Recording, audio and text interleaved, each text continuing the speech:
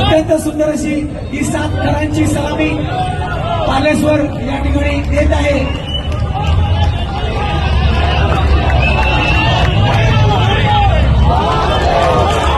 यशस्वी अशी सलामी या ठिकाणी पालेश्वरच्या गोविंद पथकाने दिलेली आहे. एकदम स्लोली खाली उतरायचं आहे, काही करायची नाही.